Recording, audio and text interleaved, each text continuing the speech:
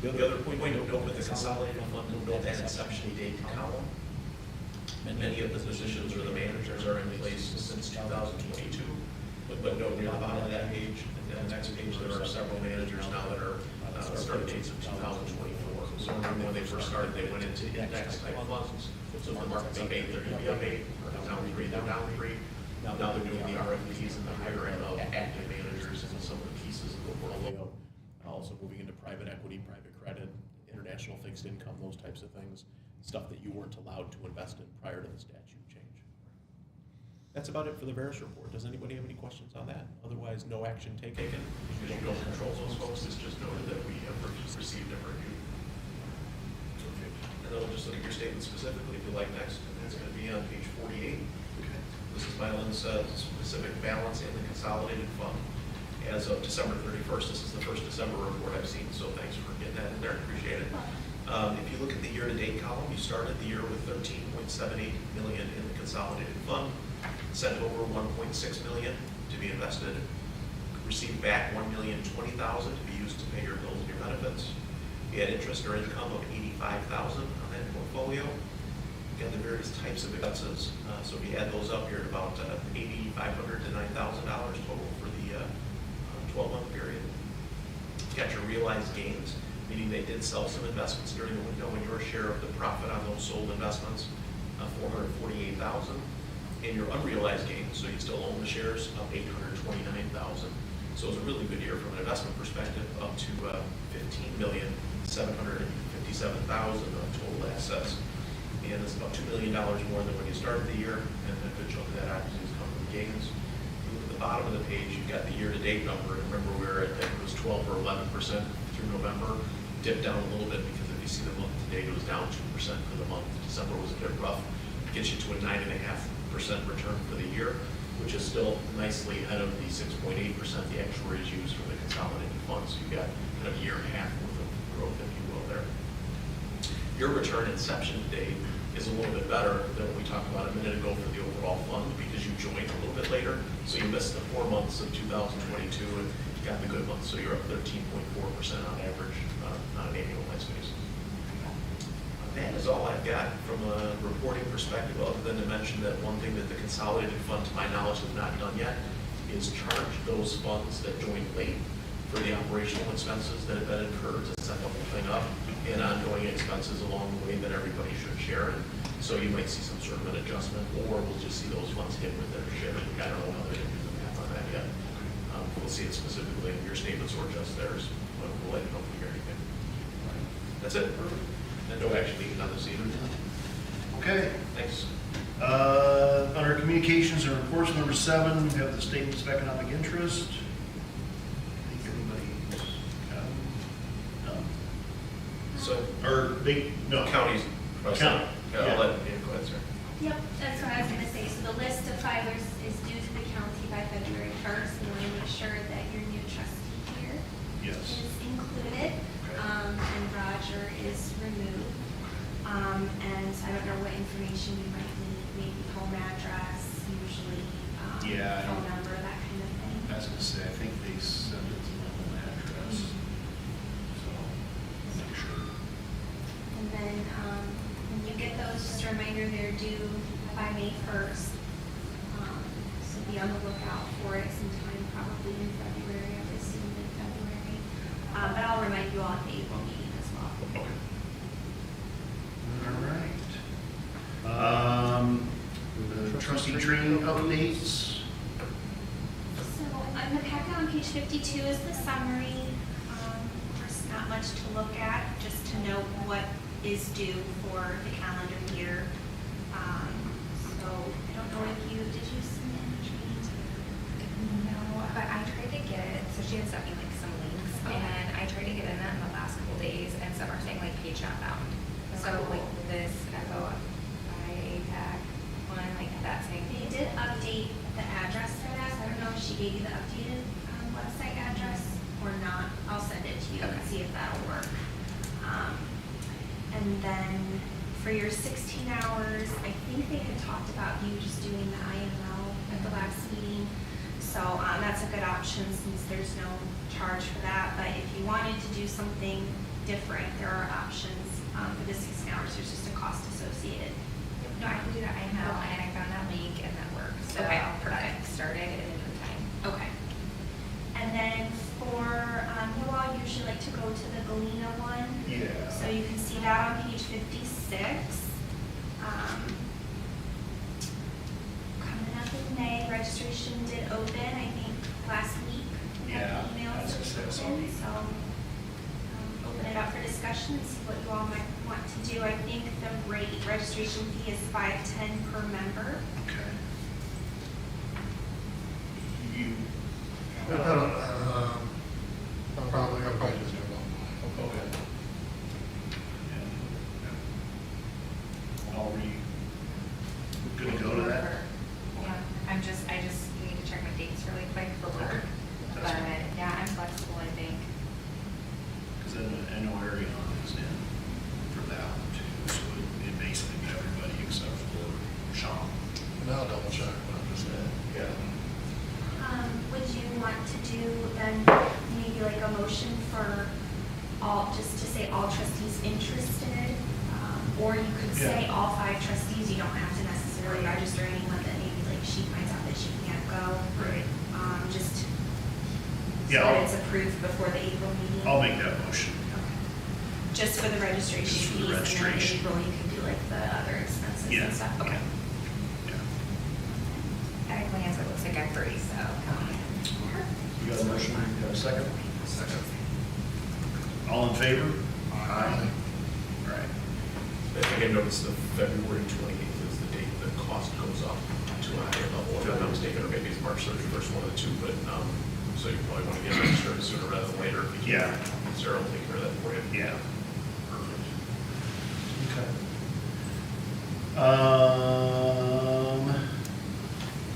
Application for membership for Brandon Holmes. Page 59 and 60 is his application. Date of hire October 30th. He's tier 2.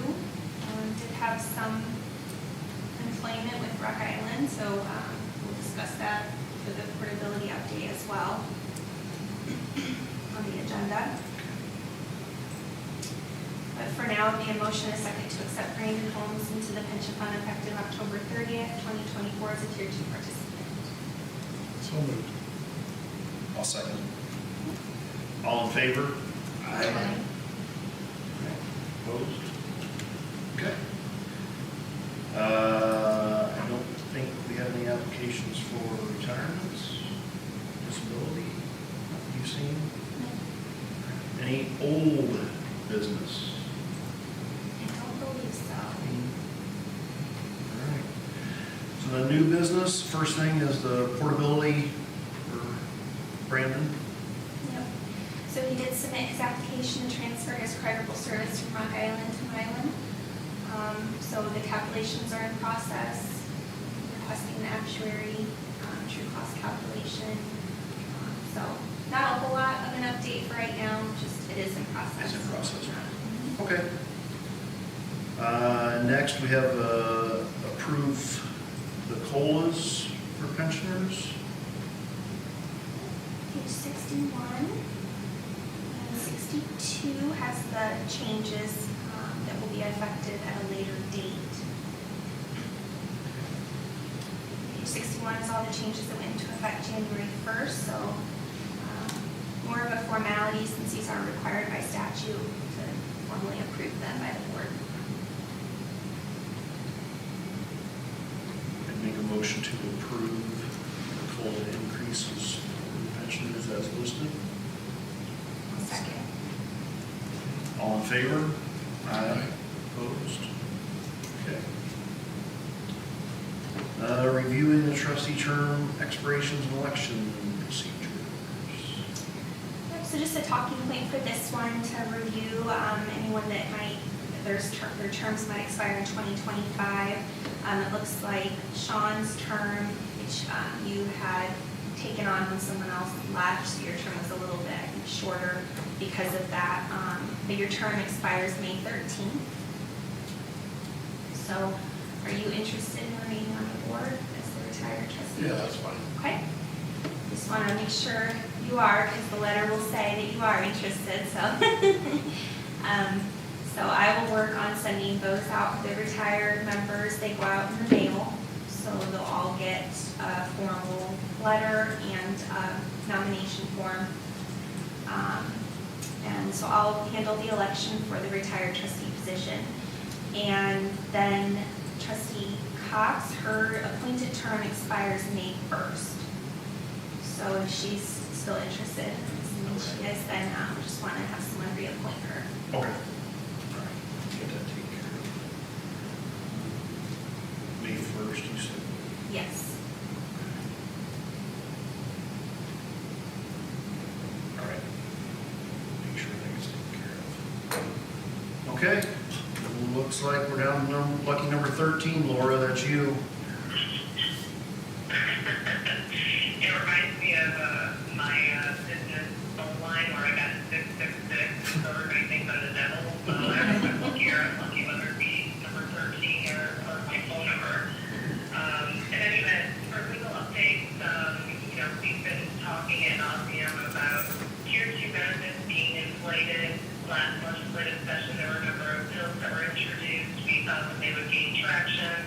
None of them came to fruition by the legislative term, and notwithstanding the fact that during the recess session, a bill was introduced, the Tier 1 coalition stood behind it, and that bill looked kind of most like what we would contemplate a future bill looking like in terms of, for Tier 2, they go back to looking very, very similarly situated to Tier 1, with the exception of cost of living increase adjustments.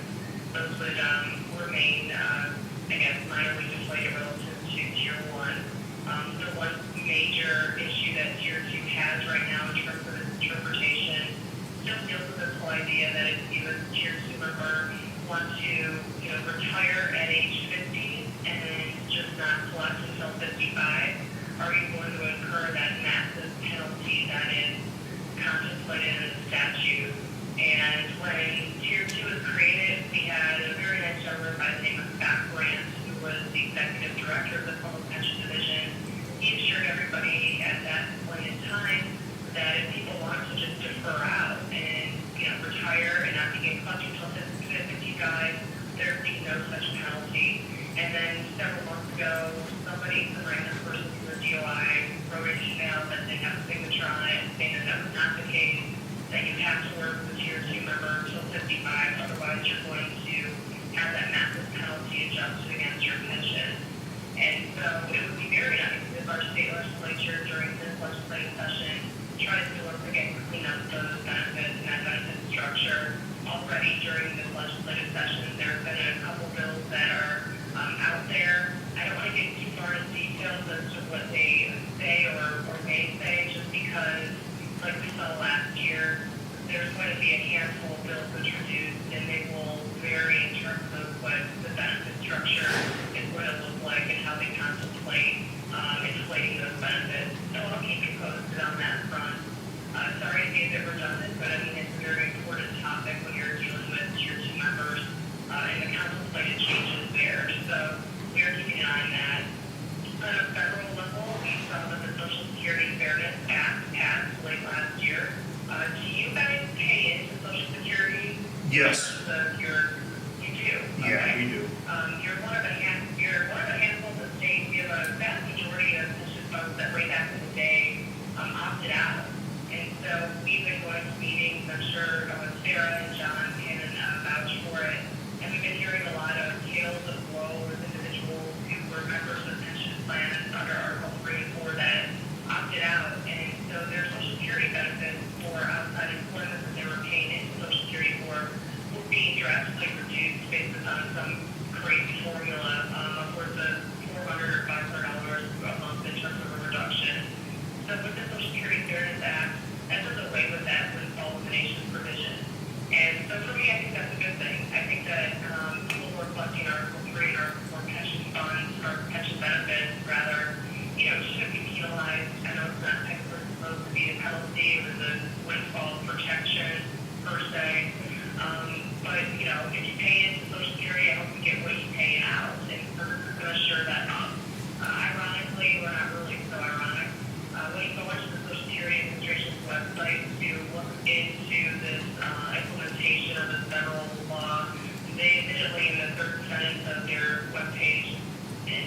they have no idea how they're going to implement this, and they just ask for everybody to be patient and stay tuned.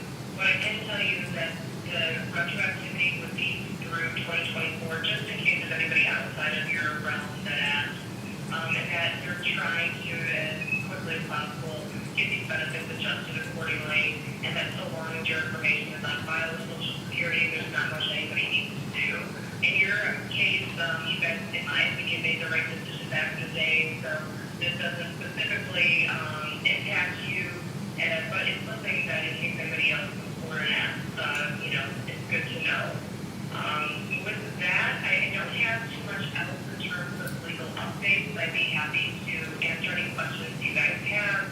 We've had a couple cases come down on the circuit court level, nothing in terms of binding legal authority. If you want me to talk about those cases, I'd be happy to, but we're waiting for more kind of jumping at the bit for a couple of these to go up and hopefully make some good case law, and I'll keep you posted as to that. Any questions for legal updates so far? Nope, get a lot of head shakes. Hearing none, hopefully I can hear myself sleep in the 3 minutes I'm talking. Hearing none, we'll go on to the DACR. Yeah, debater, yeah. Okay, the Baker. And so by way of background, legal counsel had reached out to the board and then reached out to me about the Baker pending dissolution of marriage. He's in retirement status, as you guys know, and so what I clearly contemplated was that they're going to probably be having entered what's called a quildro, which will essentially advise the pension fund to begin dividing and dispersing a portion of Daniel's pension to his ex-spouse when their dissolution is finalized or when they get the quildro documentation entered and finalized. And so I spoke with the attorney of record, explained to him, because he had a couple questions, what was needed, and he recently issued a subpoena for records. I received the information that was necessary to respond to that subpoena from Otter and filed a response for the documentation on to him. And so what we're going to do now is just sit tight and wait for them to go ahead and have a quildro prepared and entered. Typically, the quildro is the first court order that essentially says, hey, pension fund, we're putting you on notice that the court has entered an order that requires you to divide and disperse a portion of an individual's pension. If it's a percentage-based calculation, there's something called a quildro calculation order that will need to be entered as well. And so we may have a quildro and a quildro calculation order coming down the pipe in the coming weeks. With that, there's a corresponding filing fee. And if the Baker entered service prior to July 1st of 1999, there's something called a quildro consent that needs to be filed as well. I discussed this with the legal counsel, and so they're all on notice.